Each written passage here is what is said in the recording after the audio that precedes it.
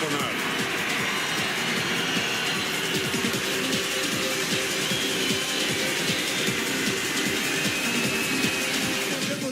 No podemos dejar que ideologías nefastas dividan a los brasileños, ideologías que destruyen nuestros valores.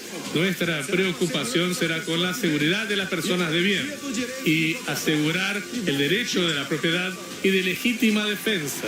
Que Dios bendiga esta gran nación. Brasil por encima de todo, Dios por encima de todos.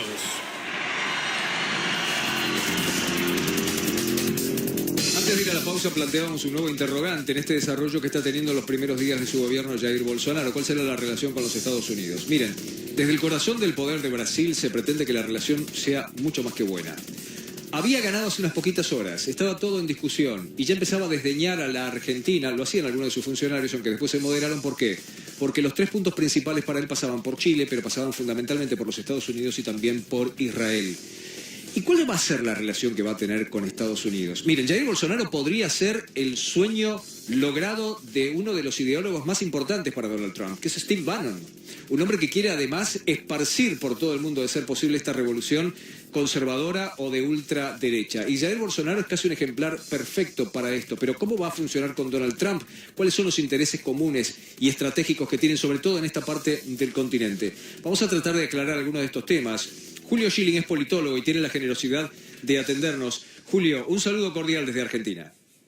Encantado de estar con ustedes en esta tarde. Vamos a ver, en esta introducción un poco quedaba planteada la pregunta. ¿Cuál va a ser la relación que va a tener con la administración de Donald Trump, con los Estados Unidos en general? Y si en todo caso Jair Bolsonaro es el sueño perfecto de Steve Bannon. Es el sueño perfecto de la democracia en el continente. Porque si, o sea, uno causa pues realmente sorpresa, como se le llama, de ultraderecha. Sin embargo, la noción de ultraizquierda pues no se conoce y habría que definir qué quiere decir con ultraderecha. Pero es fundamental entender que dictaduras de la izquierda radical han tenido enormes avances en el continente y precisamente el gobierno del presidente Bolsonaro es un gran aliado hacia ese fin. Y yo creo que entiende muy bien la amenaza que hay en el continente. Calcula que cuando se cae el comunismo soviético y desde el Foro de Sao Paulo se reorganiza la metodología para llegar al poder, el neocomunismo tuvo enormes avances con Cuba a la cabeza, Brasil, que fue organizado, o sea, Lula da Silva fue un instrumento vital. Y hacemos el conteo: Venezuela, Bolivia, Nicaragua, Ecuador por un tiempo, un gobierno de izquierda en Argentina, Paraguay. Todo esto fue resultado de un cambio de metodología de llegar al poder que resultó mucho más eficaz que la metodología de las guerrillas de los años 60 y 70. Entonces, precisamente los demócratas del continente han estado inertes ante esta reacción. Hemos visto los crímenes de lesa humanidad que se han cometido en Venezuela, que se han cometido recientemente en Nicaragua, y más allá de expresiones de gran solidaridad de muchos jefes de Estado, no se ha hecho absolutamente nada. Se han tolerado y con plena impunidad han masacrado, como han ocurrido en Cuba, comunista, por los últimos 60 años. Entonces, al fin hay un jefe de Estado que parece tener determinación. Yo hasta te diría que una determinación mucho más prometedora que la actual administración de los Estados Unidos. Hay una amenaza. Rusia tiene una presencia extraordinaria nuevamente en el continente. China comunista. Ustedes en la Patagonia tienen una de las bases de espionaje más eficaz y más grande del mundo, espiando precisamente a las democracias del continente. O sea que hay una amenaza, el comunismo se ha mutado y Jair Bolsonaro entiende el problema y quiera Dios que pueda llevar a cabo su intento de traer y salvar la democracia en el continente. Por lo pronto, en los primeros días ya de su trabajo al frente de la presidencia del gobierno brasileño, dejaron claro quiénes están del lado de enfrente. Está Venezuela, está Nicaragua y está Cuba. ¿Cómo imaginas en lo práctico que se llevará adelante la política que marque claramente esa confrontación?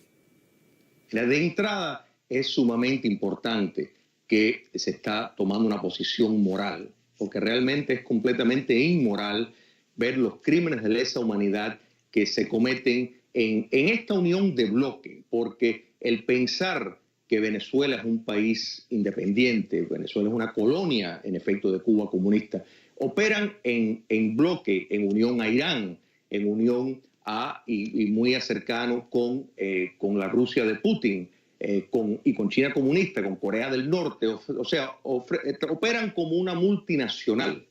Entonces, no están solos.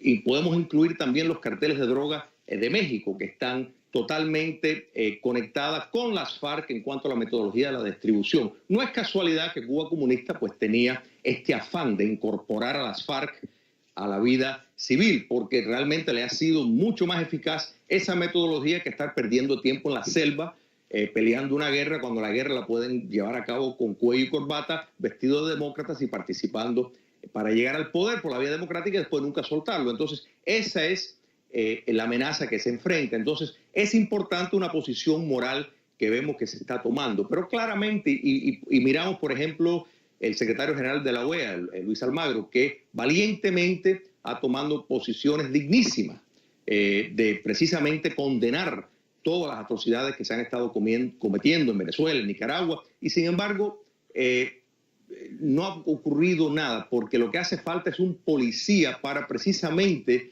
lo que las cartas democráticas y tantas cartas fundacionales, por ejemplo de la OEA, que claman que la democracia debe ser el modelo de seguir. Entonces sobran los documentos que dan apoyo para precisamente que se tome una acción, y es tiempo que se vaya hacia esa dirección. Todavía es muy temprano, pero ¿se convertirá a partir de estas coincidencias en un socio estratégico privilegiado para Estados Unidos, Brasil con Jair Bolsonaro? ¿Y eso cómo puede reflejarse en el terreno económico, por ejemplo? Mira, ya de entrada, el presidente Bolsonaro anunció que él no tendría problema en ceder parte de su territorio para una base estadounidense, que me parece muy oportuno tomando en cuenta la presencia rusa en Venezuela, donde presenta, o sea, ya estamos, la noción, y esto hay que entenderlo desde este punto de vista, que la Guerra Fría terminó, que el comunismo no existe. Bueno, hubo una mutación, un cambio de estrategia. Vayan, o sea, y vean toda la argumentación y la racionalización del Congreso del Parlamento de China comunista. O sea, el marxismo está tan consolidado como nunca. John Bolton, el asesor de seguridad nacional de los Estados Unidos, entiende bien el problema y está en una comunicación muy estrecha con el gobierno del presidente Bolsonaro y de su canciller de Relaciones Exteriores, Ernesto Araujo. Señor, muchas gracias por su tiempo. Cómo no, un placer. Hasta luego. Seguimos entonces en este trabajo especial tratando de entender cómo evoluciona la administración de Jair Bolsonaro a solo una semana de haber tomado el poder y cómo puede seguir hasta el final. Sí, falta mucho, recién está empezando, pero ¿qué pasos puede dar? ¿Cómo puede evolucionar? Se lo contamos enseguida, tras la pausa.